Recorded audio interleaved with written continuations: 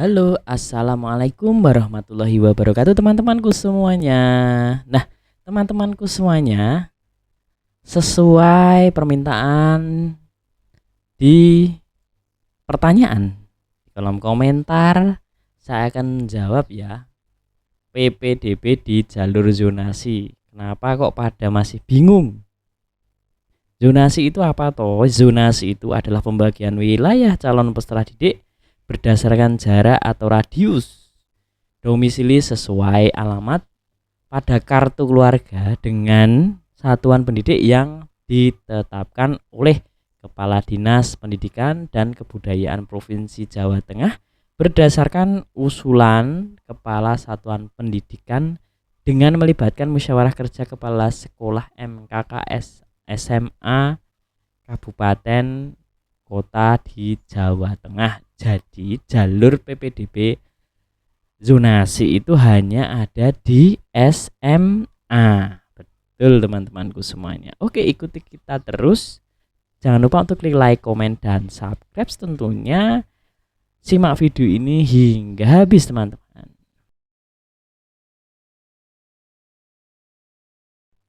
Yang masih bingung dengan jalur zonasi di SMA akan saya jelaskan.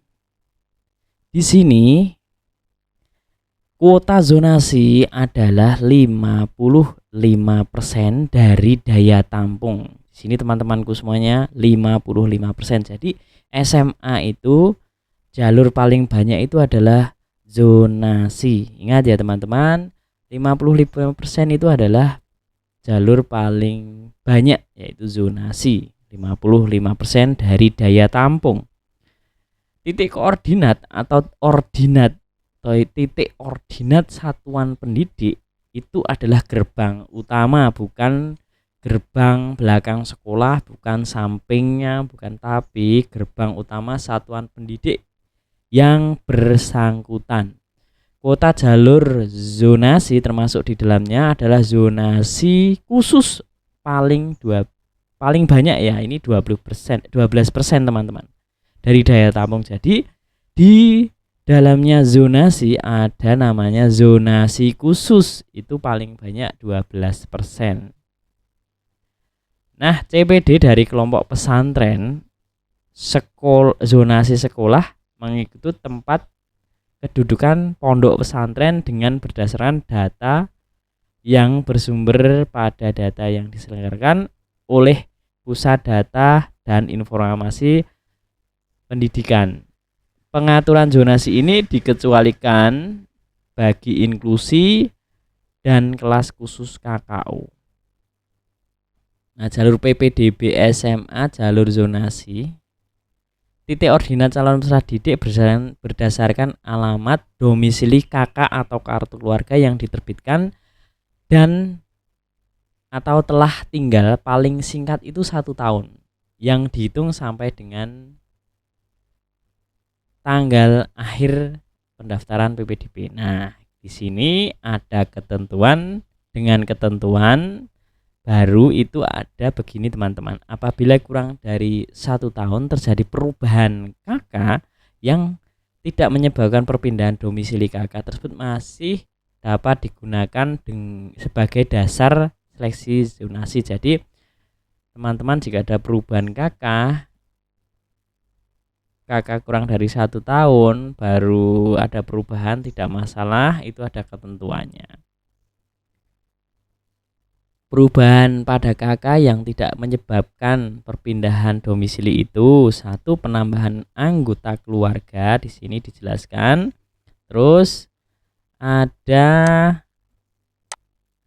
pengurangan atau KK hilang rusak, perubahan elemen data lain yang ada di KK kecuali perubahan alamat. Jadi yang tidak boleh itu adalah perubahan alamat. Terus dalam hal perubahan KK karena perpindahan harus disertai ini perpindahan domisili seluruh keluarga yang ada pada KK tersebut. Nama orang tua atau wali CPD yang tercantum pada KK harus sama dengan nama orang tua wali CPD yang CPD baru sama dengan nama yang tercantum pada rapot ijazah jenjang sebelumnya dan akta kelahiran.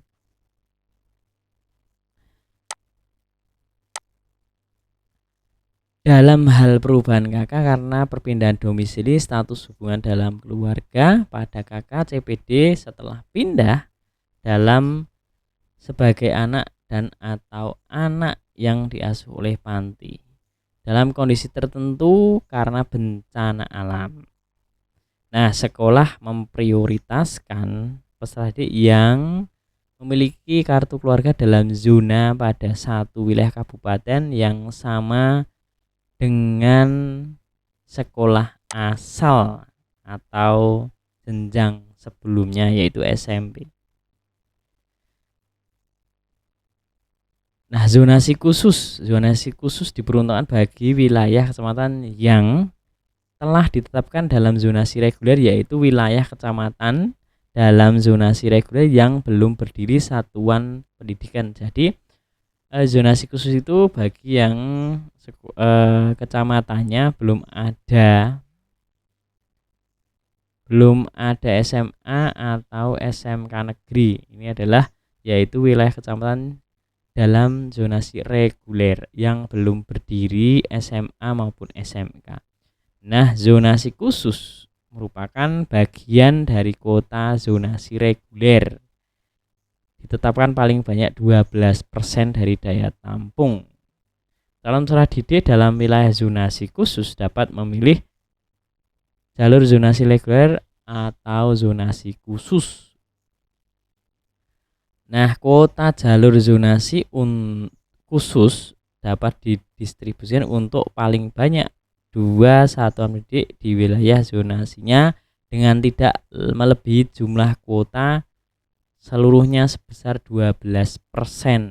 Gitu teman-teman. Nah, begitu teman-temanku semuanya. Jadi silahkan dipikirkan lagi untuk jalurnya. Apakah itu menguntungkan bagi kita atau tidak ya jalur PPDB ini. Ada zonasi, ada afirmasi perpindahan orang tua. Itu silakan teman-temanku semuanya dipikirkan dulu menguntungkan kita atau tidak. Nah, kita mendaftar yang paling menguntungkan teman-temanku semuanya.